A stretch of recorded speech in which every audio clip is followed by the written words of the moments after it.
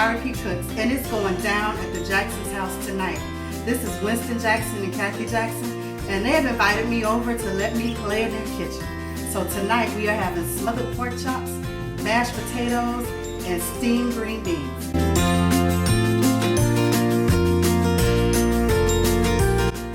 So, Cathy and Winston are going to go ahead and snap the beans for me. So, you take off the end. For those of you who don't know how to snap a green bean, you take the ends off. If this is too long for you when you want to take a bite, just break it in half. Put it in the bowl. You know how Grandma used to have you do it when you were a kid, so don't play. We're not having canned green beans. We're not having frozen green beans. We're having them fresh tonight. So why do we take the ends off the beans and then Okay. snap Well, them or whatever? So sometimes like this, you see this was on the bush when the bean was picked. So you want to take that off.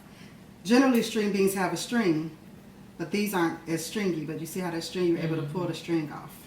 So this isn't tender to eat, so you don't want that in the pot. Oops, did I just put it in the bowl? And you put it in the pot? Well, there you have it. We find out because you'd be crunching on it. Winston and Cathy here. How long have you guys been married? Because I always get it right. She doesn't. Uh-oh. I do. How long? It'll be 5 years in May. Yeah. All right. So, Winston, I see you have some books over here on the table. The first one is called Marriage. This is the first one that I wrote. Okay. It's actually a devotional. It's called Marriage. 21 years of doing it wrong, 21 days to make it right. All right. And then the second one is really directed towards singles, and it's called Preparing to Date Your Soulmate. Ooh, okay. So I think books like that are very important, especially for Christian singles. They want to do it right. They want to date right. And sometimes, you know, at church you get so deep that you're afraid to meet somebody and talk to somebody.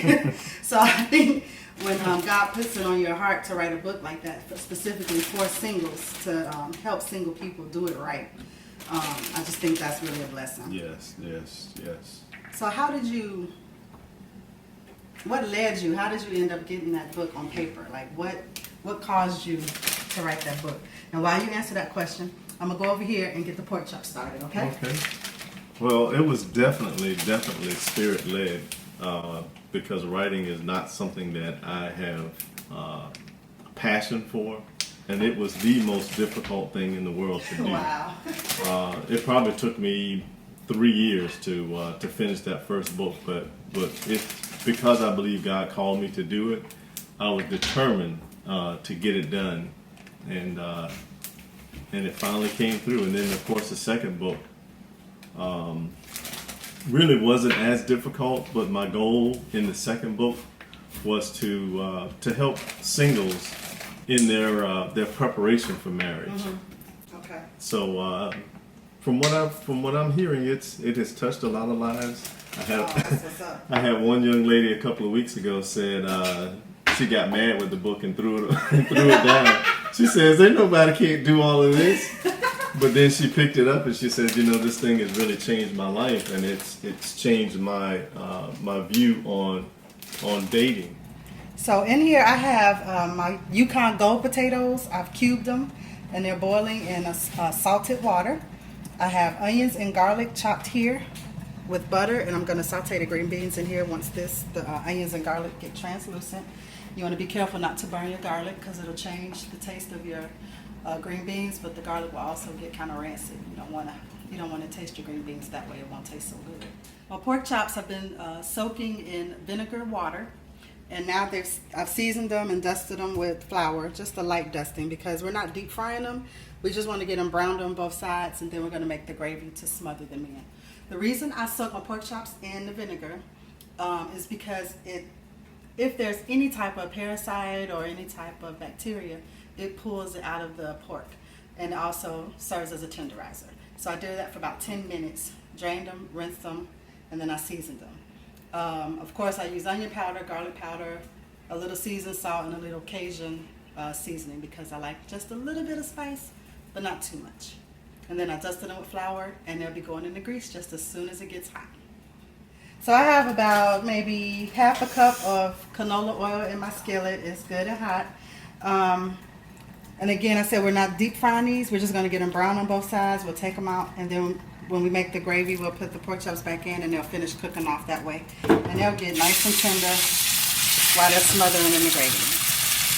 You hear that sizzle? If your grease doesn't sizzle when you put your meat in it, it's not hot enough. Then you're boiling your meat in grease. Don't want to do that. Sauteing with the butter, the translucent onions and garlic. And what I do next is I pour some chicken broth in there, and they'll finish cooking the rest of the way with the chicken broth. I prefer to use the chicken broth that doesn't have MSG because some people are allergic to MSG. It gives me a headache, so personally I try not to use it. So if you get the one that says lower sodium, it usually is the one that doesn't have MSG. So these will cook for about another 7 minutes because we don't want them falling apart and soggy like Grandma used to make. We want to have just a little bit of texture, a little bite, so we feel like we're getting some nutrients, right? Because we are eating smothered pork chops, so we want to make sure we're getting the most out of our vegetable, okay? So we're going to go back to the table and talk to Winston and Cathy just a little bit more. And there's one question I always like to ask couples, especially when they just look so happy and in love, is how did you all meet? Actually, we met at church. We were going to the same church at the time. He had just moved back, I guess, to Jacksonville. And we weren't, like, I guess initially just, I think on ministry together. Well, I knew you from previous church. We both attended the same church. And when he moved back in town, he started going to the ministry that I was a member of. And so we got reacquainted. But we weren't like in a dating mode. It was just, okay, hey, long time no see, nothing, no interest. And then he eventually left. And because the ministry, I was the leader of a ministry that was like the intake ministry when people joined. And part of what we did was keep up with people. Right. And I noticed that he had stopped coming. And so I called him. And from there, we just kind of became friends, and just, every now and then, would go and hang out. And even with the book, because he had told me about the book and asked me if I would take a look at it and read it and even edit, because I do a little so you proofreading. did have a part in the book. Well, I was curious. I was going to ask. well, I guess I never thought about it that way, but yeah. So we met initially at a place and had dinner. Where? Food click. Where? Uh-oh. I guess he can tell his Yeah. side. I think It was he knew actually- before I knew, so. Which that's is good. because secretly she had been praying, like, Lord, I want this man, I want this man, I want this man. Is that true, Cathy? No. It was not. Cathy was probably clueless. It's actually, she really was. Because I remember this one time she came over to pick me up. And I think she was dropping off the materials I had asked her to review. And something just told me, just ask her, what are her motivations, So I said, hey, are you interested in me at all? And she looked at me as like, What you talking about, Willis? Yeah, and even to this day, she doesn't even remember me asking her that question. But it just said to me that we were just friends. But it was this one time. She called and said, hey, you want to go to a basketball game with me? And I'm like, well, I'm not that much into basketball, but I'm like, sure, let's hang out. And we went to see JU and FSU play. And it was right there that I love telling the story because I had already made my list of what I wanted in a wife, and I had prayed, God, I messed up the first time. This time I'm going to do it your way. And so I created this list, and while we were at the game, she's paying attention to the game, and out of nowhere, it's like God says, "Look at her." And when I looked at her, He said, "That's her." So she didn't know at the time. I didn't say anything to her. We, when I got home, I ran and got my list, and I began to look at it from top to bottom. I'm like, "Oh my God." Wow. So I think it was about a week later, after continuing to pray and make sure I got this thing right, that we went to dinner, And I told her, I said, listen, this is what I think. There's, definitely some interest. I'm not interested in dating you. I believe that you are supposed to be my wife. So we're gonna, I want to talk to you about just that. And I went through the whole list thing with her.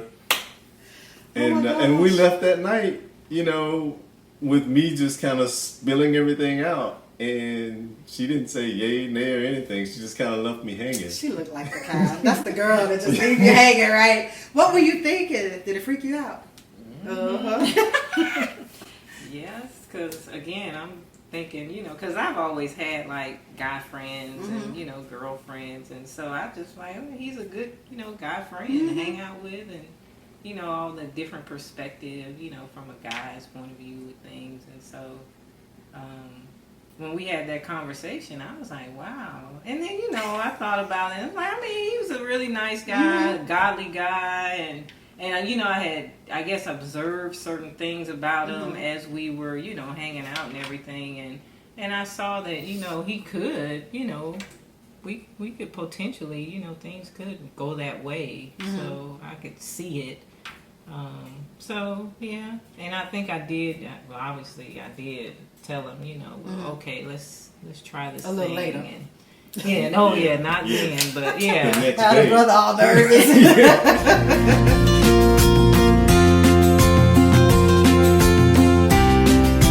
here we have it, folks. Smothered pork chops, mashed potatoes, and our steamed green beans. And Winston and Cathy are about to dig in because it's going down in their house tonight. Yeah. And let's see. We go ahead and taste it and tell everybody what you think. Well, first of all, the smell. I don't know what that smell is, but we love garlic, so I'm imagining there must be. It does have some garlic in there. And yep. butter. And butter. Like a butter sauce. The green beans? Yes. Yes. Wow. Yes. Looks good. And the pork chop really is the star. Presentation looks very nice, I must say, too. My mom always said you had to have some green on the plate, so the green beans just His mother must have said that too. But the pork chop is a star. Okay. The green beans are good. Very. They're not cooked, overly cooked. They taste fresh, so that's good. I taste the garlic. And you don't have to add anything to it. Yeah. Like I would typically want to put salt on them, but they're good just like this. And I can taste the onion, the garlic. Yeah. And most of the times when I have fresh green beans, especially in restaurants, they're kind of hard, Because they blanch them. They don't really cook them. So they just sit in hot water for a few minutes and then that's it. Or either they microwave them. But Wow. then you can microwave them in those little pouches. So they don't get cooked a whole lot. So I think with vegetables, there's salt in the butter. There's a little salt in the chicken broth. You just don't need to overpower your vegetables because this is the main event right here. Has lots of salt and stuff going on, lots of flavor going on. So I just think vegetables should just taste like vegetables. All right, before we get elbow deep in gravy and pork chops, I just want to do a special thank you to Winston and Cathy for letting me come and do Tyra P Cooks with Friends in their house tonight. And Winston, I want you to tell everybody where they can find your books. No, thank you guys for coming. Thank you.